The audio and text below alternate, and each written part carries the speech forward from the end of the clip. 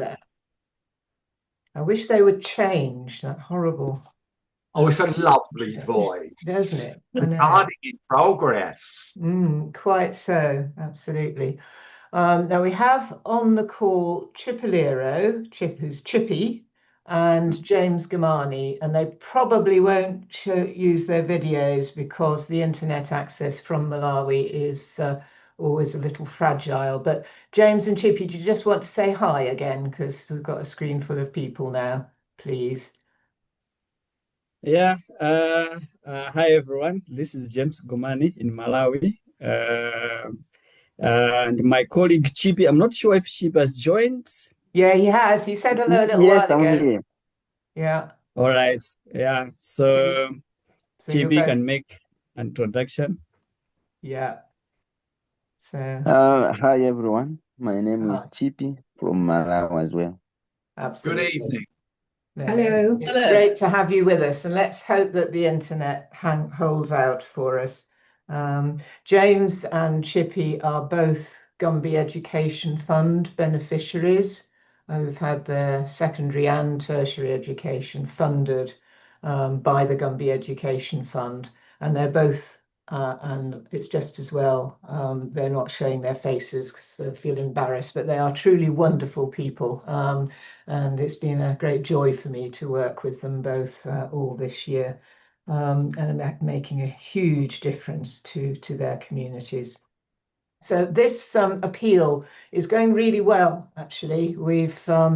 And I expect there are more donations in today, Patrick, actually, but we've had at least £1,600 through, and I suspect it's more than that. So that's great. But I would very much like us to increase it still further, as you'll hear later, the situation in Gambia. And it is a national disaster. The government has declared a national food disaster in Malawi. Needs a great deal of support. It does seem incredibly unfair, and the main purpose of convening this meeting was just to try and explain to you the paradox, really, that we've had the most amazingly wonderful year at the Permaculture Community Training Centre, and yet the community is facing acute hunger over the next 3 months or so until the harvest comes through in hopefully April. So that's the background to the meeting, really. And I'm going to start by sharing with you some very positive slides so that you can see how all the money that ACAN donors have given to Gumby has been spent this year, and all the progress that's been made, because it has been quite an incredible year. And then I'll ask James and Chippy to explain why the community is so short of food just at the moment, despite all this progress. And then you can ask questions. So that's the plan for the meeting. So I'm now going to share some slides, I hope. Here we are. Hopefully that will work. Can you see those, everybody? Yes. Yes. Yes. Yep. Yes. That's great. Okay, then. So I'll just whiz through these at relatively high speed because I want James and Chippy to have plenty of time.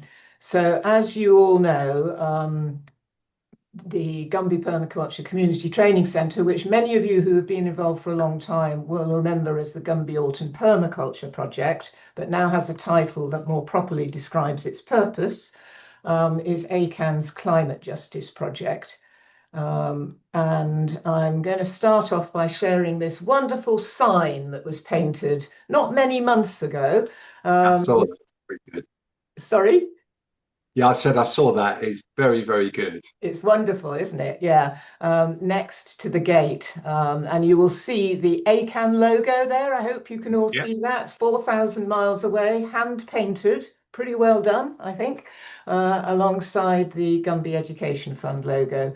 And the PCTC logo is the triquetra, which is an ancient symbol of unity and continuity, which we thought was very appropriate for our purpose. My next slide is a somewhat sobering one, but it's important for you all to have this context. According to UN statistics, Malawi is the 4th poorest country in the world, and 2/3 of the population live in food poverty year round. They're either food insecure or facing hunger. But the 22 million Malawians are responsible for less than 0.04% of global greenhouse gas emissions.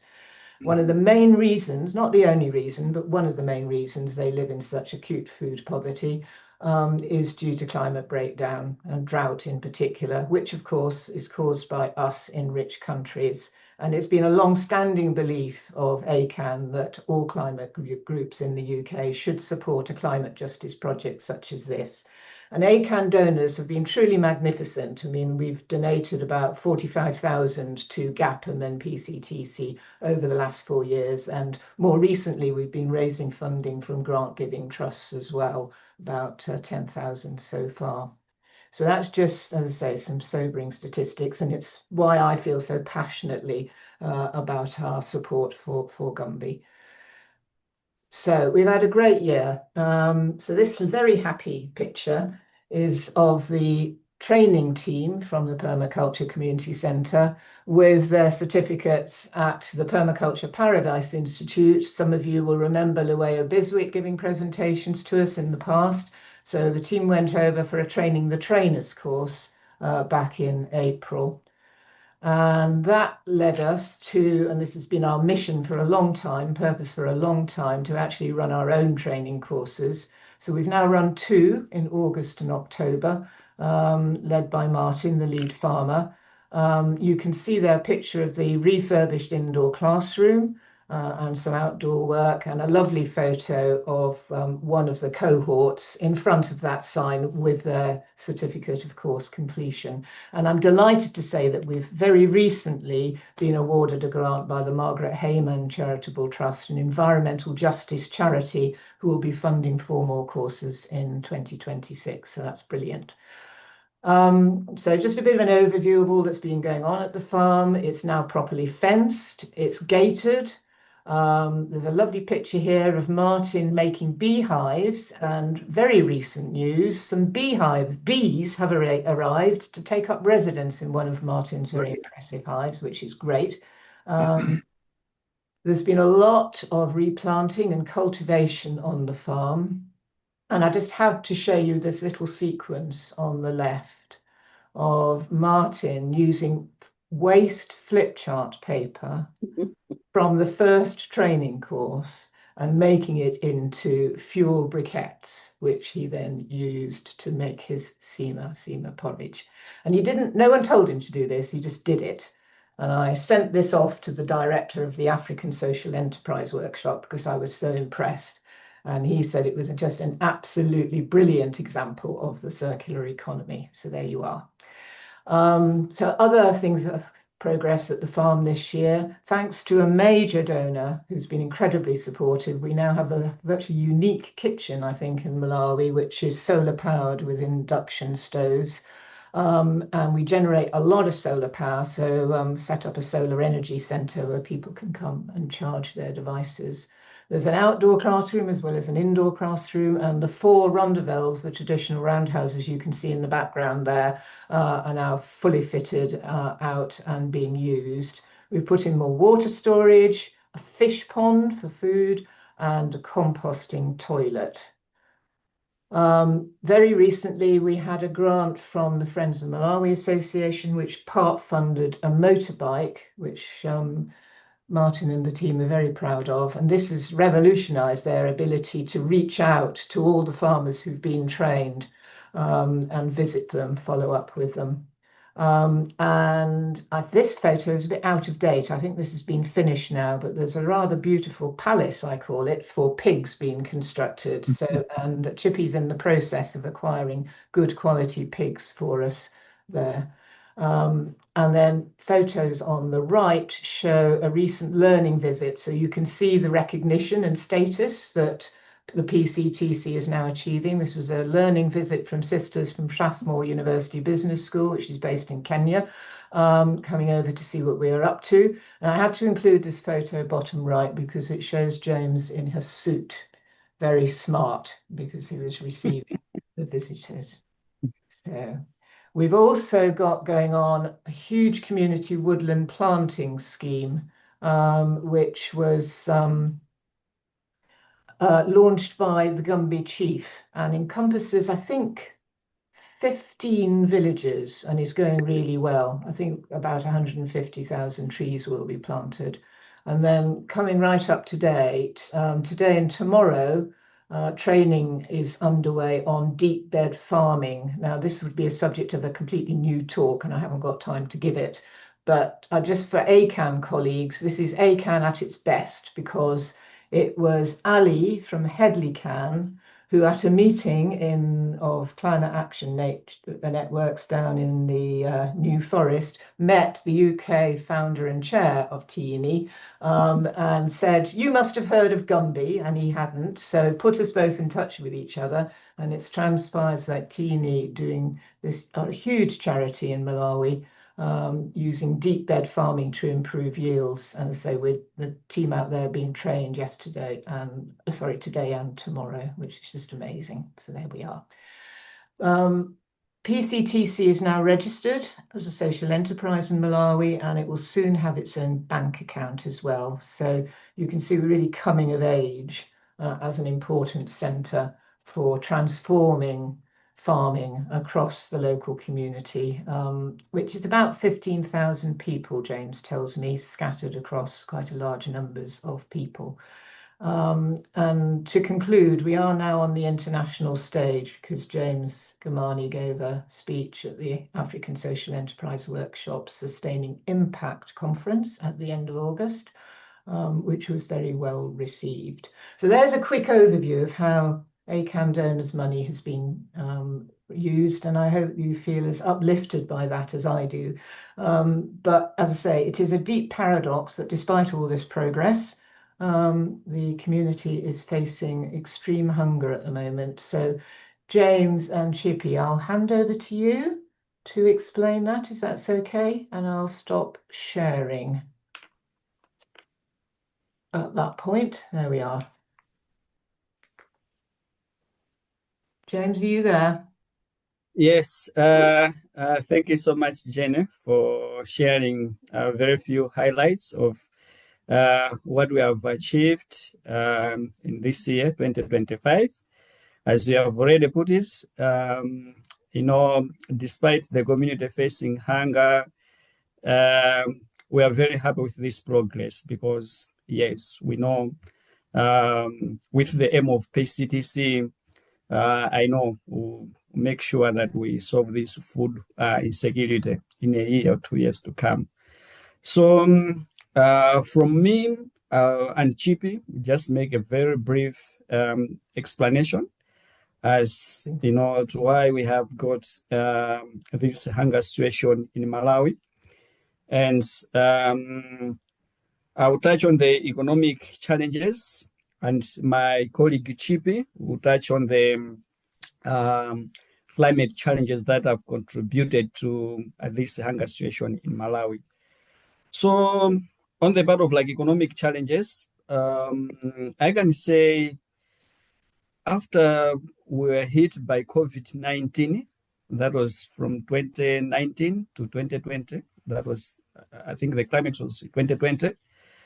Small economies like Malawi have really struggled to make a comeback from that pandemic because everything was not on point, and the macroeconomic and microeconomic variables were just all disturbed. So since 2019, as a country, we have struggled in terms of hunger and economic challenges at large.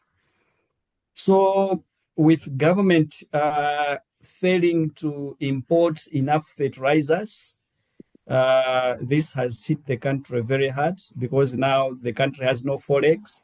So it means we rely on our agriculture system relies on importing fertilizers from countries abroad. But then with government not having enough money, they cannot import fertilizers. And it means more farmers cannot have enough yields, and that has worsened the hunger situation in Malawi. I understand the government has tried to do what they call farm input subsidy, where they do distribute fertilizers to very few farmers, but then it's just very few farmers. So it means in a village of maybe 2,000 people, 100 people get fertilizers, and that means the impact is very, very low. So that affects like a lot of people. So as I've already put it, because of the economic challenges, even the government itself is failing to import fertilizers. And that's why us as peace. Fertilizers. Can you put yourself on mute, please, Margaret?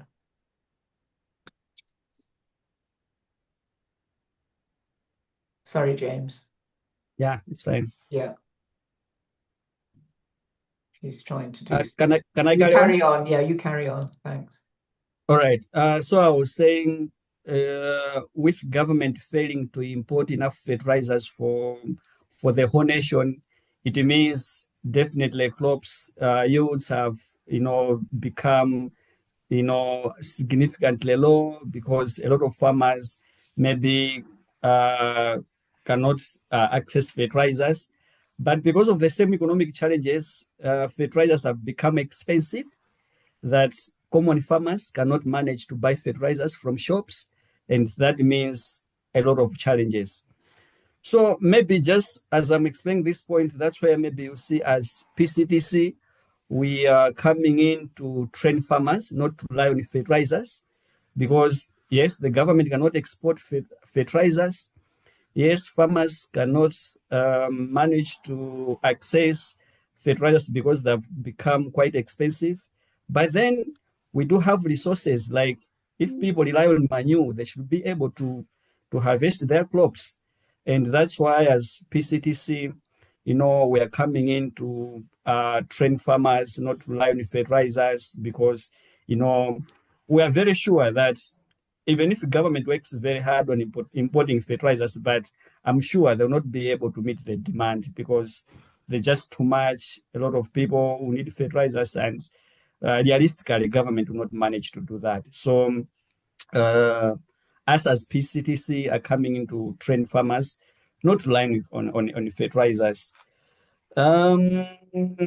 We understand that to make this transformation, where we're training farmers not to rely on fertilizers, but now to rely on manure and diversify their crops, we have to be a bit patient, because it also involves mindset change, because maybe people are used to fertilizers, and then if you tell them do not rely on fertilizers, that requires a bit of mindset change, of which we as PCTC are, promoting that in the communities, to train farmers to say, hey, even if the government cannot manage to import the fertilizers, even if you cannot manage to buy fertilizers because they've become expensive, but here is the way: rely on manure. And we're very happy that now people are adapting to type of permaculture. And I know Jenny at one point to share the photos of several farmers that we have trained. Their gardens are just doing very well with type of permaculture.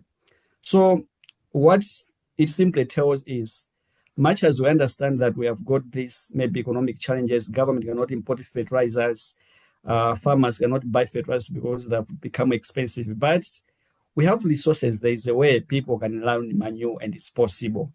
And that's why as PCTC, we are implementing that. I think my friend Chippy can come in to shed more light on the climate related challenges. So Chippy, you can come in.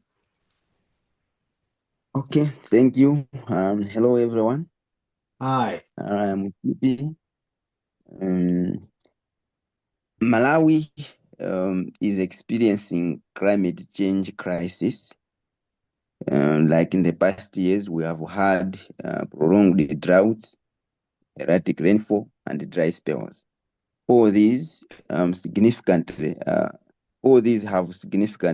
reduced the crop yield. In the context of climate change crisis, still more farmers are relying on one crop, which is maize, as staple food. So as PCTC, we are coming in to train farmers to diversify their crops, to diversify food crops, so that they cannot rely on one crop, which is maize as a staple food, but have cultivating or growing many different crops, so that if one crop fails, they can rely on the other crop. So Malawi as well relies on rain-fed agriculture, making it very vulnerable to climate change shocks. Like in the past growing season, rainfall was not sufficient for the crops to do well. Therefore, farmers harvested very little, and this is why now we are experiencing this challenge.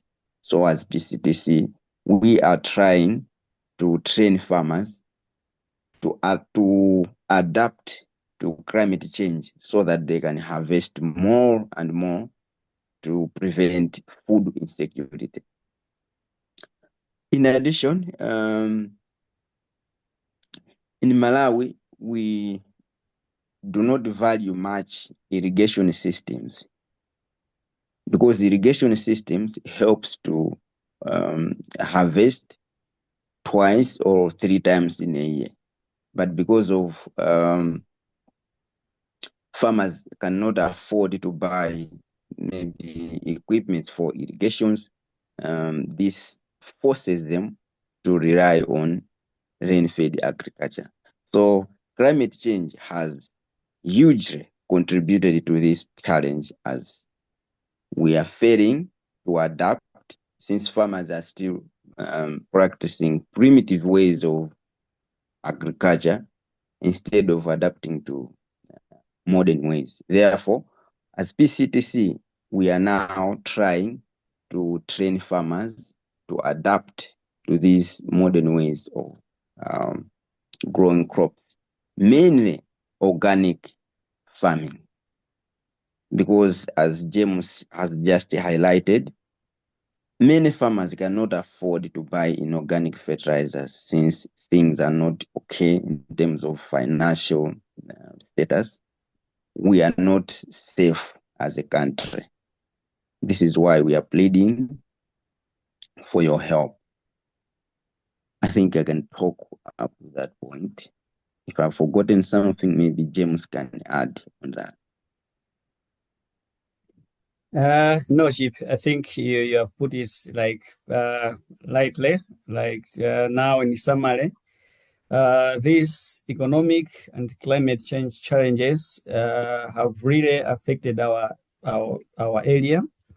But as we have put it, much as we understand this is, a very bad situation, but the coming of PCTC gives us hope that in a year or 2 years to come, the situation won't be the same, because if people adapt permaculture type of system, then they'll be able to harvest in the face of these climate changes. I know climate change has hit everywhere in the world, but maybe what is important for our communities to adapt to such type of shocks. So as PCTC, yes, there's this hunger, but we are very optimistic that in a year or 2 years to come, the situation will really improve, because people will adapt to these shocks. So we are purposely targeting old people, because old people now are the most vulnerable. They don't have energy to go in their fields and do something, or have any source of income. So we are targeting actually 500 households, but with type of extended families in Malawi, even if we are targeting 500 households, but we know it means we'll reach out to several individuals. So in short, 500 households is a quite significant number in our community, and we are making this appeal. And at the end of the day, we want to help our people not to die with hunger, but that is to come out of this situation while we are doing something in the background in form of Pemakaja Community Training Center. Reaching there, I think I can stop there, and then if there are questions, they can come forward. We'll be able to pick those questions. Thank you. Okay, thank you, James. Thank you both. It's very, very clear what you said, I think.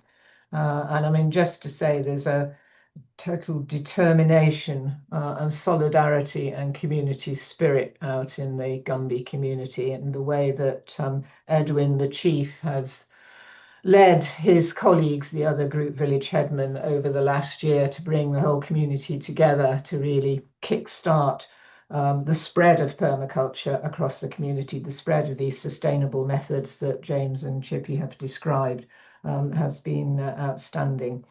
So we will get there. Questions from anyone for James and Chippy, or comments indeed? I've got a question. Yeah, hello, Rod. Right. Hi, James, Chippy. Good evening. Question I've got is: has the reduction or withdrawal of international aid by various countries affected you a lot? Why is Jenny laughing at that? Because I know the answer. Yes. Come again, sorry, I didn't get should the have question. mentioned that, really, shouldn't we? James? Yeah, I'm saying I didn't get the question, sorry. The question was, has the reduction or withdrawal of international aid to Malawi and other countries, but to Malawi, affected or worsened the situation this year?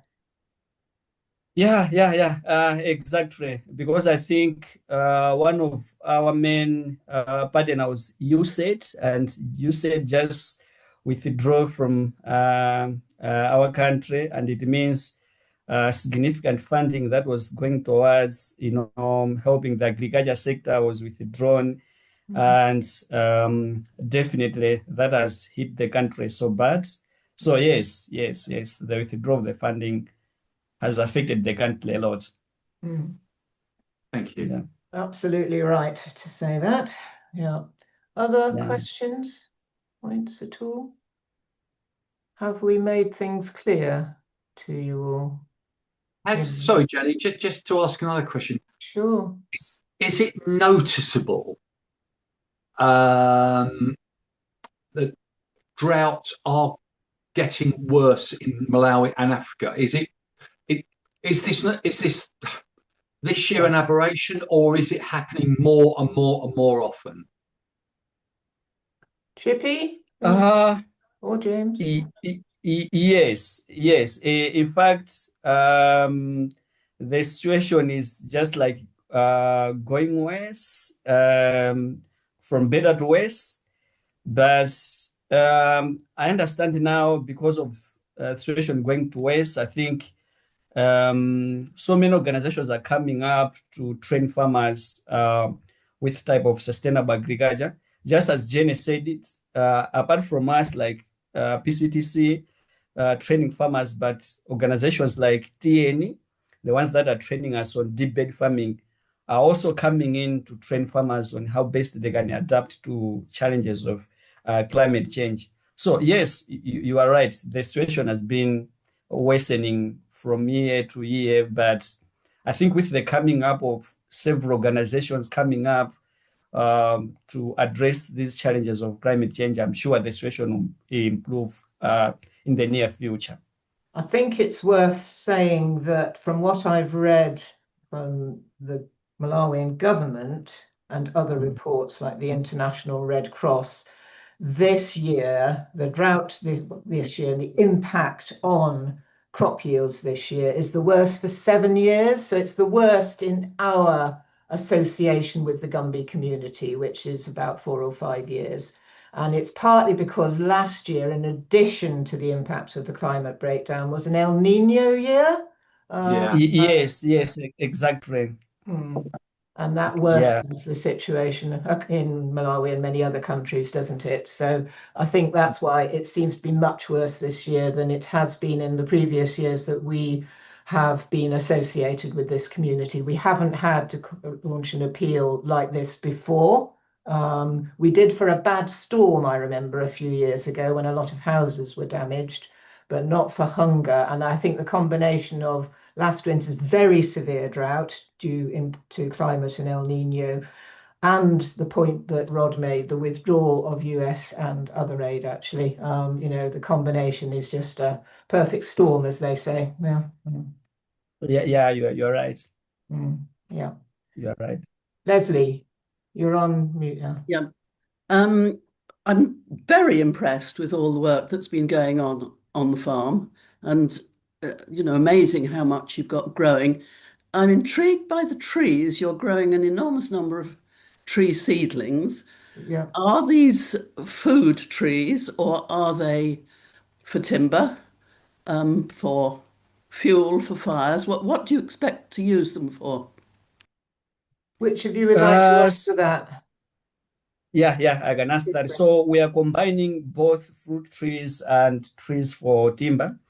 But our focus has been encouraging the communities to plant more fruit trees because, apart from them being trees, but they also provide food. So, yeah, much as we're encouraging the community to plant both fruit trees and other ordinary trees, but we're mainly encouraging the community to plant fruit trees because of their several benefits. Yeah. Thank you very much. Just to add. Yes, Chippy. And some of the trees improves the soil fertility. So we are also adding those types of trees. Yeah. And the community has harvested the seeds themselves this year. I am right in saying, aren't I, Chippy? Yeah, and planted. Yes, you are right. Yeah. So it's quite an achievement, actually, and it's been rolled out. It just shows you how well organized this community is now. It's been rolled out through the group village headman right across all these different villages. And Martin and team have been tearing around. Sorry, they have been going around on their motorbike, checking up on progress recently.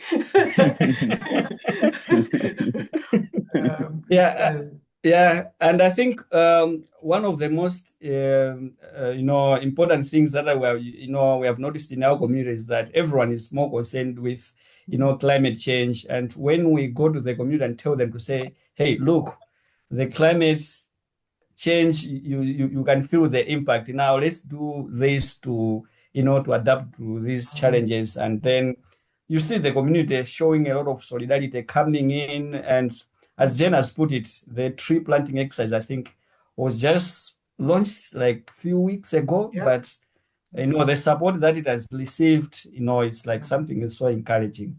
Absolutely, yeah. We are picking up Leslie's point about growing trees for fuel. This is something that the community wishes to reduce, and Chippy in particular, I think, is investigating solar type of cooking. I mean, we can't obviously replicate the incredibly expensive solar powered stoves that are in the kitchen at a PCTC, but there's a very low tech alternative called a Cook It, isn't there, Chippy, which you're trialing or going to be trialing soon to see if it works. Yeah, you are right, because in Malawi 90% of people relies on firewood for cooking as their source of energy. So as PCTC, we are not happy with that, because the environment is disturbed as we destroy, harvest all the trees. yeah. So as a remedy, we are now trying to find out if we can use a cook it for cooking. So now, I think in the next 2 weeks, we'll be done with this project, and then we can distribute in the community. Brilliant. It involves aluminium foil, basically. Yeah. Jenny, can I ask a question? You certainly can, Caris. Sorry, I'm new to you all. Well, hello. So excuse me that I don't know, but is Gumbi like a region that encompasses those 15 villages? So the project is those 15 villages, or is it smaller or larger than that? James, I always manage to get this completely wrong. So would you like to explain, please? All right. Gumbi is Good question. located within a district, a very big district, Lilongwe district, and Mhm. it's to the west of Lilongwe district. So the 15 villages that we're talking about should be in a traditional authority. Of course, the setup, I know it's different how like I know you set up the villages in the UK, but these villages are within one traditional authority, but in a Lilongwe district. So it's like an area, a catchment area. So lots of small villages. And you'll have noticed that we're using terms like traditional authority, group village headman, chief, because this means of community organization is still very, very powerful in the positive sense of that in rural Malawi. So, and it's the way you get things done, you know, is to work through that structure. Yeah, which I've learned Yeah, about exactly. this year. That's very good. And the Gumbi chief, the Gumbi village chief, Edwin, has been working as our project manager actually at PCTC and has done an incredibly important job. And he's also organising the distribution, isn't he, James, I think, of the maize that you're funding? Yes, he'll be the team leader of Yeah. distributing this maize. Was being a chief, he also helps us to connect well with the villages and yeah. So it's very interesting, yes. But I get told off if I talk about, by James, if I talk about the Gumbi district, because it's not a district. It's not a district. It's an area, I think.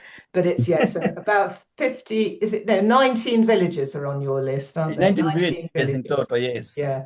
But we use Gumbi because the original Gumbi Education Fund, and we wouldn't be involved in them without our partnership with them, goes back 20 years, was set up in 2002 by John Vidal, who died sadly a couple of years ago, at the time of the really horrendous famine in Gumbi when in Malawi, when a lot of people died.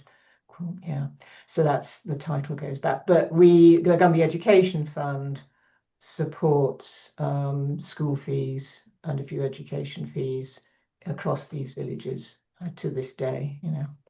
Any other questions or comments? You're muted.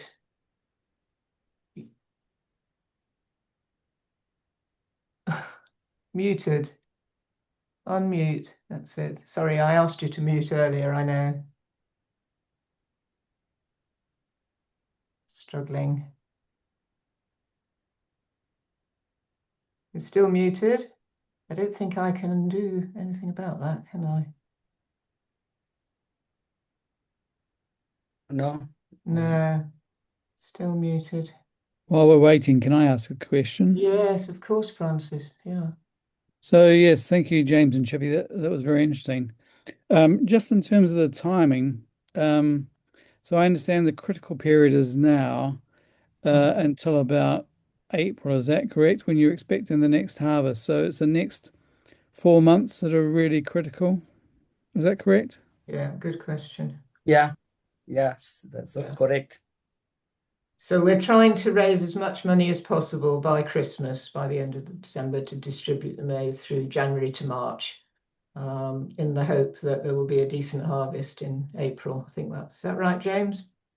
Yes, in April. Yeah, there has been some rain so far. Yes, and we had rains just a few hours ago, so Good. we are in the rain season.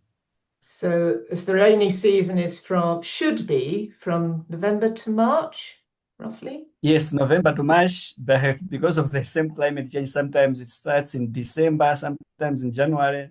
Now it's just so unpredictable. Yeah, unpredictable. I think last year there was no rain basically until January, if I remember rightly, at all. Yeah, that's right. Yeah.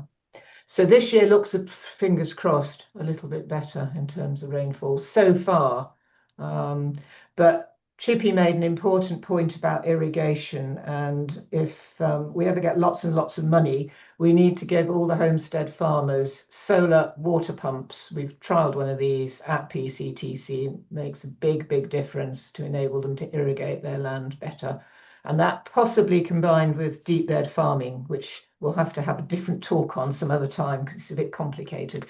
but might make a difference and enable the farmers to have 2 harvests a year. Yeah, that's the goal, isn't it? Yeah. Yeah, that would be amazing. James Willis, I mean.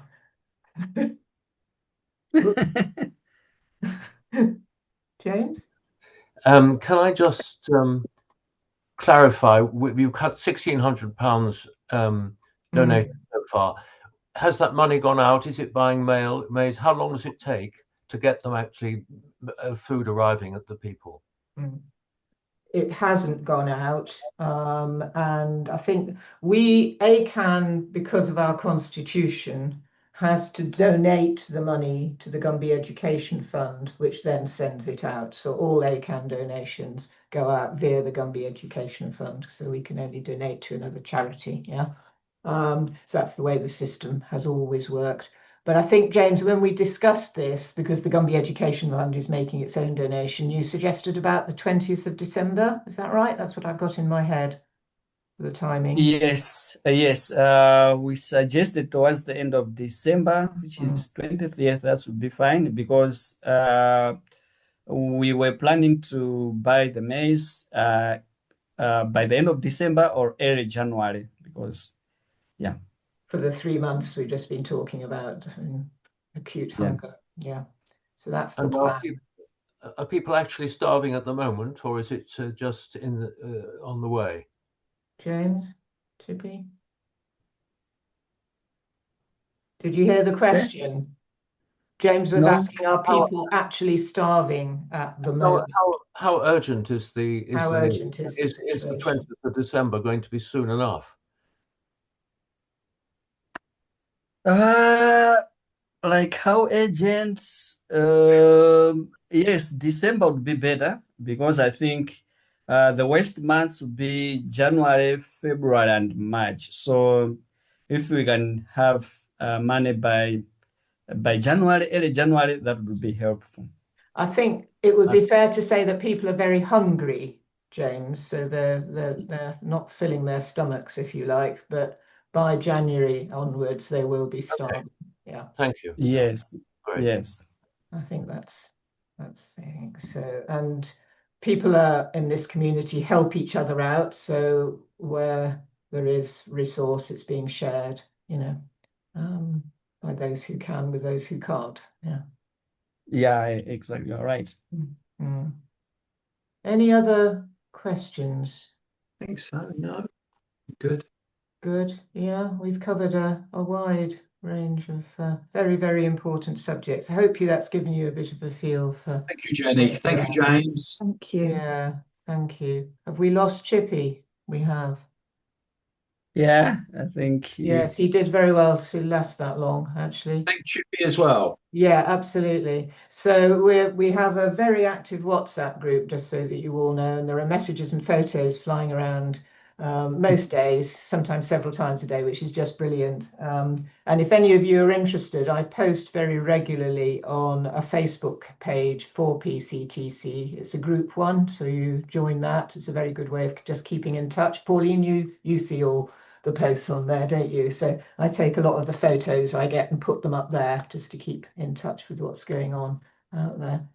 Some of you will have had I try and do a newsletter every couple of months just to update everybody as well. So thank you all so much for your support. I mean, the response to this appeal has been absolutely fantastic. It really has. Very, very moving. I'm very, very grateful to you all, and to those who are not here who have also donated. Thank you. And we will be in touch. So good luck to your endeavours, James. Here. Yeah. Just Thank before you you very go, much. Jenny, Thank you. Thank have you you. got a target figure in mind? Well, James is. Do you want to say the total you're looking for, James, to fully fund Yes, 500 households? Yes, of course. I quoted that in kwajas. In total, we're looking for 35 million kwacha. I think it's about, and I think I worked that out as an unreachable target for us of about £14,000. I mean, we're just not going to be able to meet that. the maize is really quite expensive, isn't it? Yeah, it's expensive, yes, but anything that you manage from that side, the community will be appreciative, because I understand it's like there's hunger everywhere, so maybe the need might be huge, but anything that you can manage from that side, honestly, the community will be very grateful. Yeah, I think between the GUMBI Education Fund and us, we'll get over halfway to that target anyway, I think, which is something. It's fortunate that the GUMBI Education Fund has just received this legacy, which is very helpful, actually. Very good timing, I suppose. Yeah. Okay, any other questions? So, I would hope we can get a bit more money in between now and Christmas from our end in ACAN. Yeah, so I'd like to get over 2,000, if possible. Fingers crossed. Fingers crossed, exactly. Okay. Yeah. All right. I will. Thank you, everybody. Thanks, Jenny, for Thank everything. you very much. Very Thank you good. very Well much. done. Yeah. Bye. Thanks to everyone. Bye. Bye-bye. Bye. Thanks. Bye. Bye. Bye-bye. Thank you, James. All right. Now I need to stop recording, don't I? Rather importantly.